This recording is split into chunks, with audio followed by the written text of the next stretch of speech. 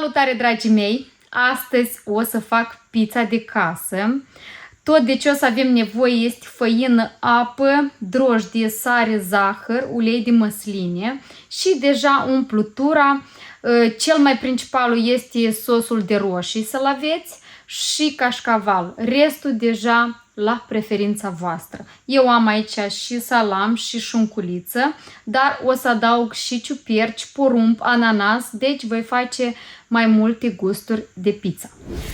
Mai întâi de toate o să pregătesc aluatul.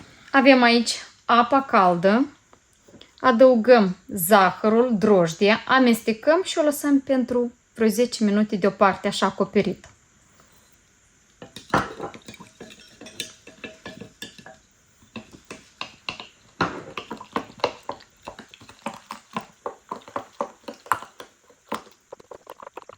Între timp, făina trebuie să fie cernută și am să o pun în robotul de bucătărie. O să frământ în robot. Făina frământată o punem în robot. Aici adăugăm sarea și uleiul.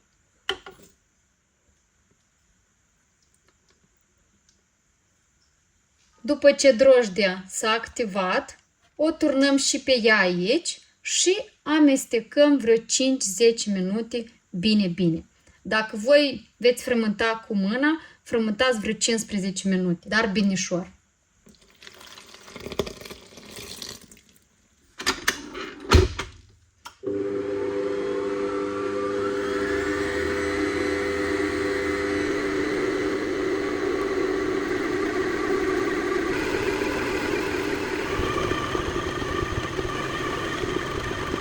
Iată așa, uitați-vă. O mai frământ un pic și cu mâna eu.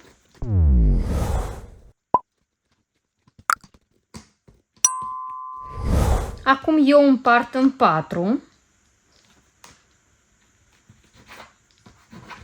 Uitați-vă și în interior cum arată.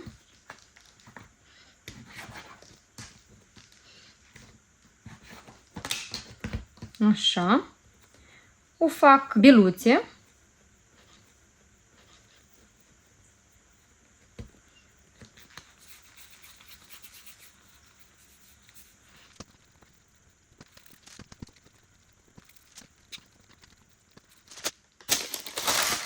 Le-am pus așa pe o tavă, le acoper și le las vreo oră și 20 de minute să se dubleze. La voi, dacă este cald tare, poate să fie și până la o oră. Cât aluatul se odihnește, pregătesc și cașcavalul. O să-l rad.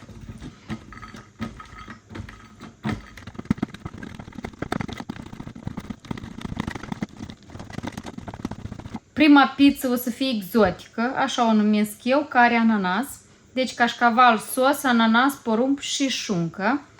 Aici am un fundișor și foaia de copt, pentru că tava trebuie să fie în interiorul cuptorului și o să-mi fie mai ușor să duc fundulețul la cuptor pizza. Cuptorul l-am dat la maximum, adică la 250 de grade, sus-jos. Când s-a ridicat aluatul, pregătim pizza. Am vrut să vă arăt cum s-a ridicat la mine aluatul. E foarte bine, așa că am să iau câte o biluță. Am să pun și puțină făină, foarte puțină. Așa. Și cum am luat-o, eu am să o întind cu mâna.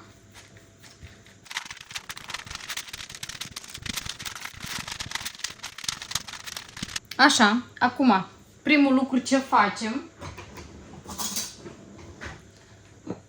punem mai întâi sosul. Sosul la mine este cu busuioc, cumpărat gata.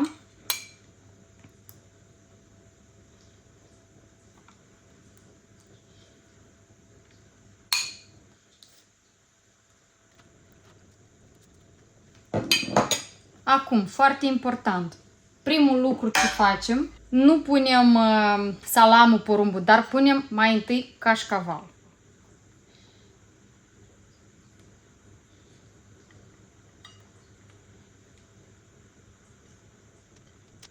Iată, așa, am pus cașcavalul. Așa, acum punem șunculița. Eu o rup așa cu mâinile.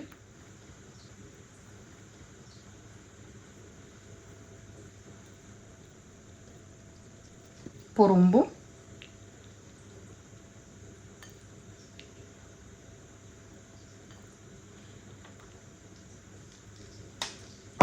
Și ananasul.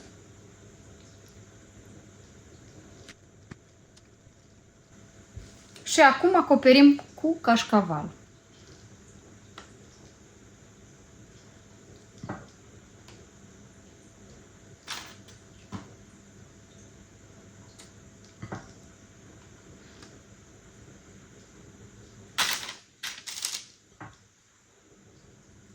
Gata. Acum o punem deoparte și formăm cealaltă pizza. Când se încălzește cuptorul, atunci eu o dau la cuptor 10 minute maximum. Nu mai mult, nu o țineți foarte mult că o să se usuce. Deci următoarea va fi o pizza picantă.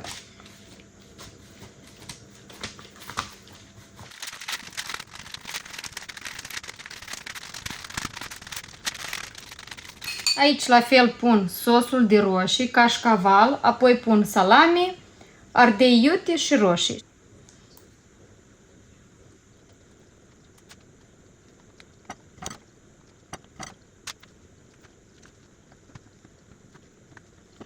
Deci din cantitatea asta de aluat, mie îmi iese 4 pizze de vreo 22 de centimetri. Încă un lucru foarte important, când punem pizza în cuptorul preîncălzit, stropim un pic pereții cu apă, ca să formăm aburi.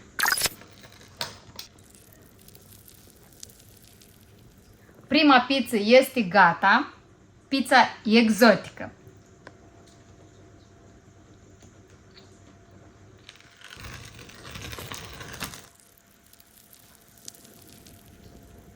Pizza picantă este gata, a stat fix 10 minute, am ridicat gradele la 260. Să aveți poftă!